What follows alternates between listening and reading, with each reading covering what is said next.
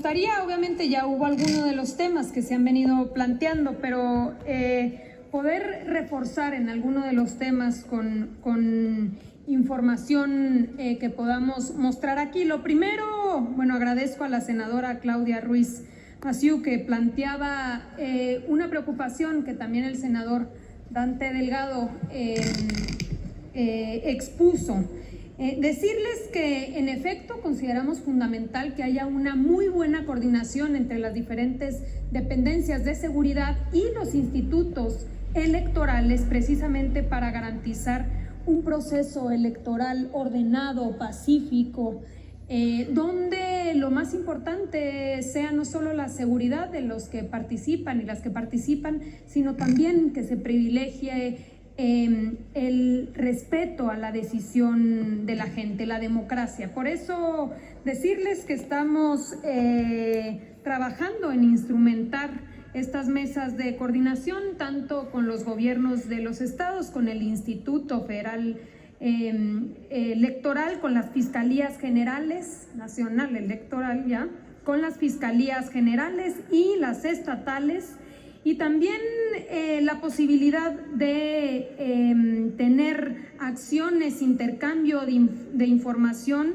y la presencia de la Guardia Nacional. Ya estamos coordinándonos y consideramos que estas acciones nos van a ayudar a garantizar este proceso pacífico. Por el otro lado, el senador Emilio Álvarez y Casa también hacía algunas alusiones, algunas preocupaciones expresadas aquí. Algunas tienen que ver con seguridad y esto se compartió por varios de los senadores. Yo quiero presentarles dos gráficas, no sé si tienen por ahí, nos permitieron poderlas proyectar, si son tan amables, dos que nos permiten informar qué es lo que ha venido sacando, difundiendo el INEGI en el tema de seguridad. Porque aquí la senadora Ruiz Massieu decía una cosa que es importante y es, vale la pena contar con la misma información para que no sea un diálogo de sordos, sino que realmente podamos ir discutiendo sobre los datos objetivos. La primera tiene que ver con la percepción de inseguridad, no se ve, pero aquí está, de hecho, muchísimas gracias. Tiene que ver con la percepción de inseguridad. Estas gráficas fueron construidas por el propio INEGI y creo que dan luz de lo que está sucediendo, no sobre la base de mi percepción, de mi forma de ver las cosas, sino de lo que ha podido recoger esta institución a partir de encuestas a la población abierta. Como ustedes pueden ver aquí, el INEGI en materia de percepción de inseguridad nos da los siguientes datos. De 2018 a la fecha, la percepción de inseguridad ha bajado de 76.8% a 62.3%.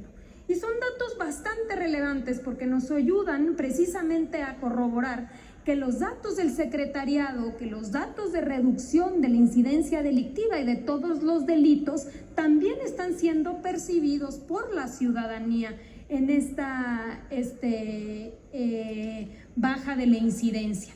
También podemos compartir la siguiente gráfica que tiene que ver con los homicidios en nuestro país. También les hablaba yo de estas gráficas en mi intervención anterior y decíamos, y precisamente aquí lo podemos ver en las barras verdes, este es el sexenio anterior, como si bien es cierto los primeros 3 años bajó el número de homicidios, los últimos 3 años se exponenció. La tendencia fue a la alza y después, como decíamos, en el sexenio actual, en la administración del presidente Andrés Manuel López Obrador, lo difícil fue no solamente que esa tendencia no siguiera creciendo, era controlarlo, sino después disminuir. Ya como ustedes pueden ver en estas gráficas, desde 2021 inició el descenso, que todavía no se puede decir que fue significativo, pero sí así a partir de 2022, donde baja casi el 10%, y hoy en 2023 con resultados del 17%. Estos datos son los que nos permiten asegurar que no es un asunto de mi opinión o mi percepción, sino que nos está dando resultados la estrategia de seguridad. Ahora bien, muchos de ustedes decían, bueno, pero el crimen organizado tiene presencia en el territorio nacional, en algunos de sus municipios, de sus estados. Sí, les recuerdo que el crimen organizado, y lo dije también en mi intervención anterior, llevaba las riendas de la seguridad en este país. El titular encargado de la seguridad era y formaba parte del crimen organizado. Entonces, claro que existía esa intervención. Claro que la presencia del crimen organizado se extendió en todo el territorio nacional. Imagínense cómo no, si el propio titular de la Secretaría de Seguridad era del crimen organizado. Entonces, el reto ha sido mayúsculo, sin lugar a dudas. Y claro que todavía tenemos que seguir avanzando en ese sentido, pero lo importante es que podamos identificar que está habiendo resultados y que la estrategia de atención a los jóvenes es la clave de todo. Quitarle a las bandas, al crimen organizado, la reserva de jóvenes que tenían anteriormente porque no tenían posibilidades de estudiar, no tenían posibilidades de trabajar. Hoy, garantizando esas oportunidades, es que les estamos quitando esa reserva de jóvenes al crimen organizado, y es lo que nos permite aquí venir con la frente en alto, con autoridad moral, a decirles que estamos teniendo resultados en materia de seguridad, de homicidios, de incidencia delictiva, y que tenemos que seguir por este rumbo. También el propio senador Álvarez y Casa planteaba otras preguntas. La primera es si ya se aceptó o no la recomendación. La respuesta es sí, senador, ya se aceptó la recomendación. También planteaba, como otras y otros senadores, respecto a la ausencia de la titular de la CEAP. En ese sentido, lo que consideramos desde la Secretaría de Gobernación, y precisamente en este espíritu de contribuir, pero también de garantizar la división de poderes, es que por un lado reconocemos que la Jucopo haya creado este grupo de trabajo en seguimiento a los hechos de Ciudad Juárez. Sin lugar a dudas consideramos que es importante el trabajo que puedan desempeñar, pero también lo cierto es que creemos muy importante que sea la propia Jucopo la que también pueda ir avanzando en hacer un llamado a las diferentes autoridades para que puedan acudir al grupo de trabajo. La Jucopo crea un grupo de trabajo que no le da facultades para llamar a comparecer. Nosotros, precisamente y considerando que exista la fortaleza y la legitimidad que necesitan este tipo de comisiones, consideramos que es importante que se pueda pedir la solicitud de que venga ella y cualquier otro funcionario, porque la instrucción que tenemos del presidente es dar absolutamente toda la información, que por cierto entiendo se ha dado, porque la CEAB entregó el pasado 1 de agosto un informe detallado sobre todas las acciones que se han venido realizando en el tema de Ciudad Juárez y que yo aquí con ustedes he compartido. ¿Por qué consideramos importante que sea a través de esta ruta institucional?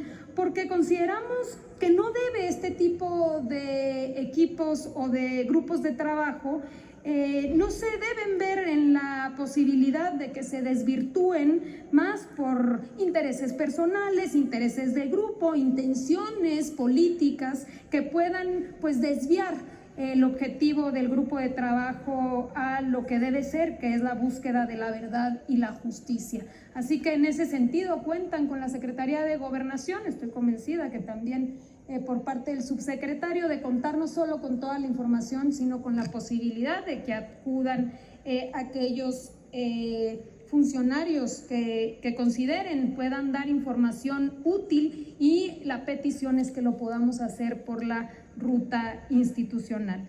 También al propio senador Álvarez y Casa plantear e informar, como ya se ha hecho, porque también es un dato que ya hemos compartido, cómo este gobierno en materia de asilo y refugio tiene una política radicalmente distinta de la administración anterior. Decíamos que en la administración anterior se habían dado 19 condiciones de refugio. Hoy estamos hablando de 19,000, hoy estamos hablando de 97,000.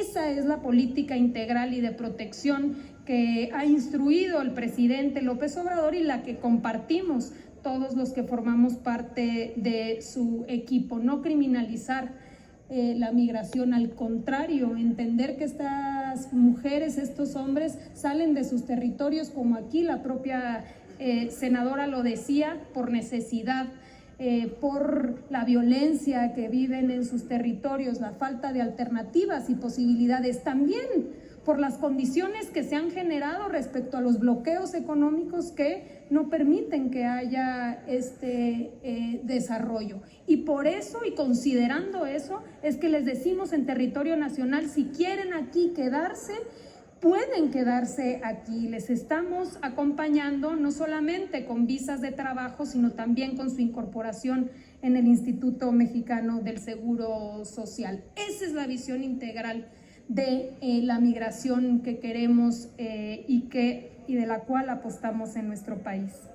El senador Antonio García Conejo hace un planteamiento que me dice, ya te tocará decidir de qué lado de la historia, senador. Yo ya decidí de qué lado de la historia quiero estar y estoy profundamente orgullosa de esa decisión, de ser congruente con mis convicciones, y eso me lleva también precisamente a aquí la imagen que mostraba la senadora Kenia, y que tiene que ver con aquellas posiciones que defendíamos en la Cámara de Senadores, de diputados, por cierto.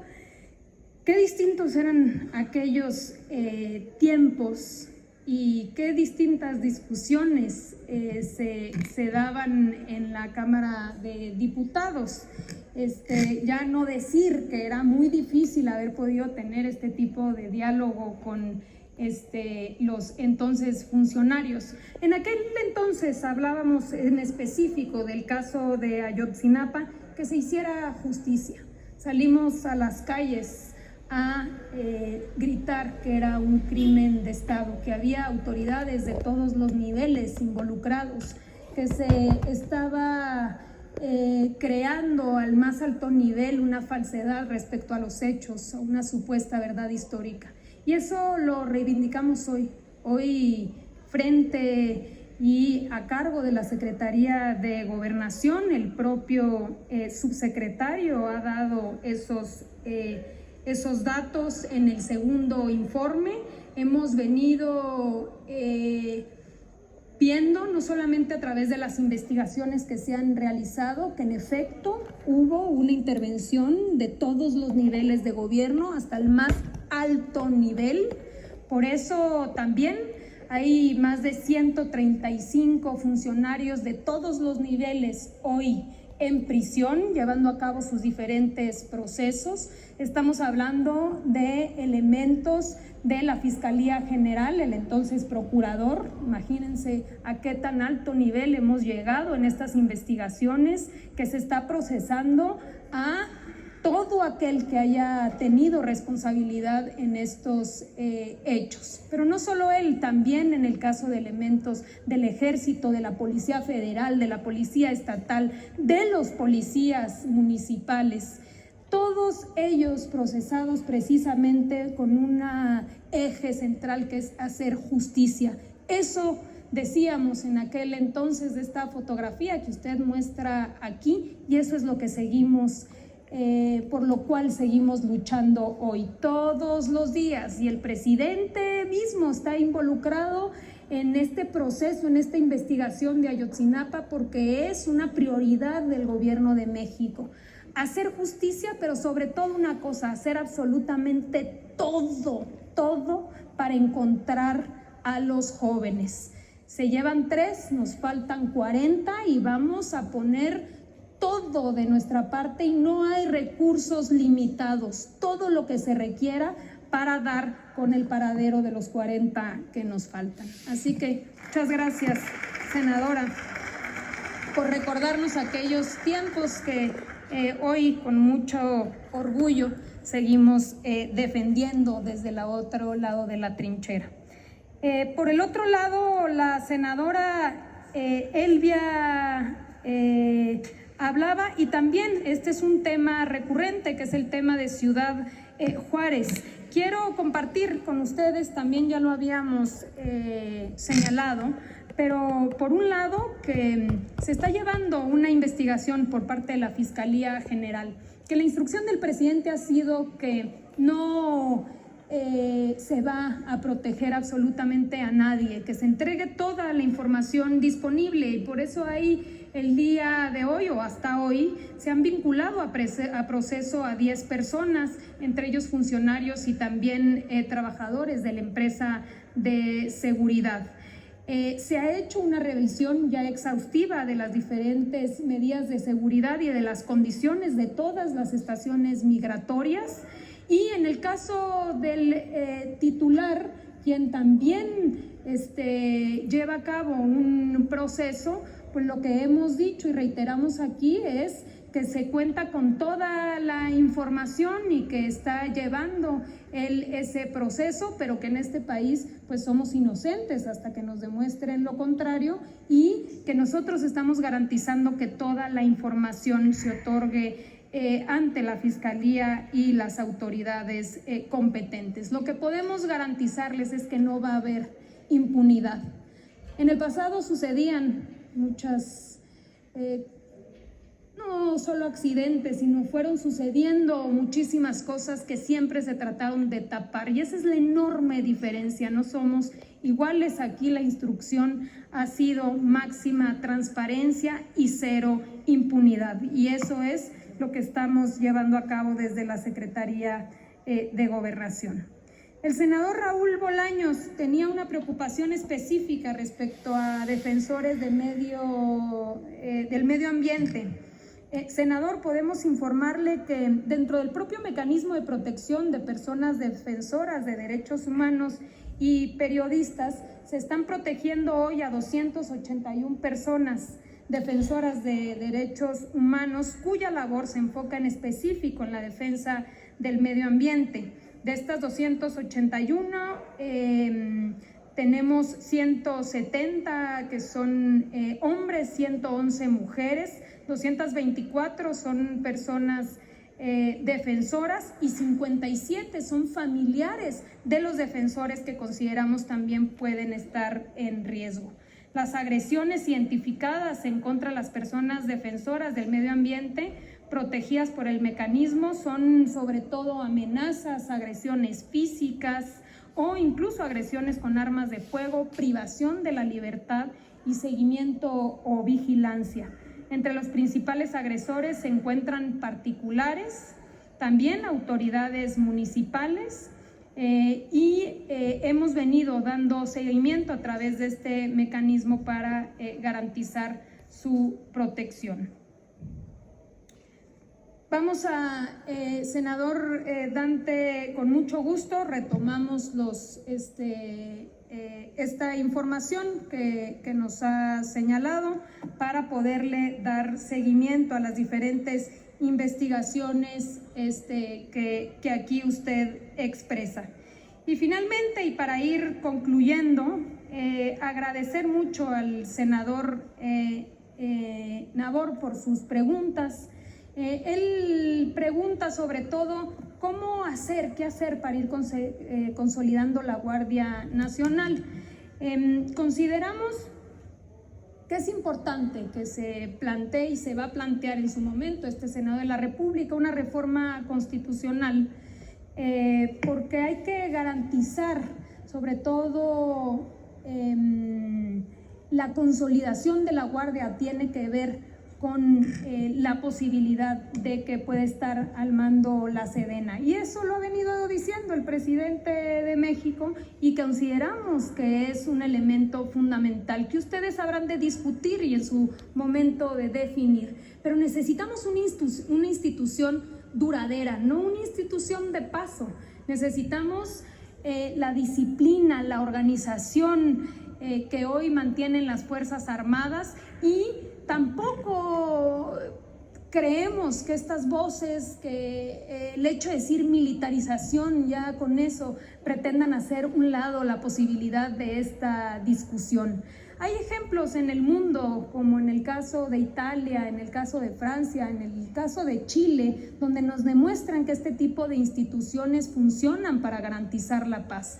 Entonces nosotros habremos de hacer lo propio para presentar una iniciativa en su momento que se habrá de discutir por lo pronto, y con esto concluyo incluso con la primera pregunta de la senadora Claudia Ruiz Massieu respecto a qué se va a hacer después de la decisión de la Corte. Se tiene que respetar la decisión de la Corte y se va a respetar, pero sí consideramos que es responsabilidad nuestra y de ustedes que nuevamente volvamos a tener esta discusión sobre el arraigo que pueda tener la Guardia Nacional y digamos el futuro que pueda tener como institución de la mano de las Fuerzas Armadas. Muchísimas gracias, senadoras, senadores, y estamos en comunicación.